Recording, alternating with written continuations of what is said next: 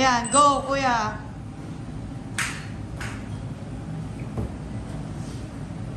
Kailangan talaga nakaumbok yung puwet, no? Oo, naka-umbok ang puwet. Wow! Okay, this naman kailangan talaga malayo. Ayan, 160. Pa. Galing mo naman. Oh. Oh. Dapat naka-usi yung puwet. Nakakahiya eh. Ayan.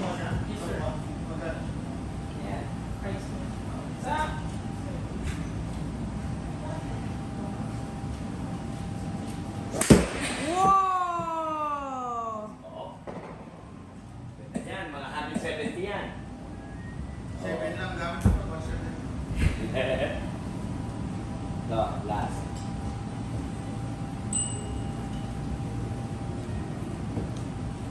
Ayan.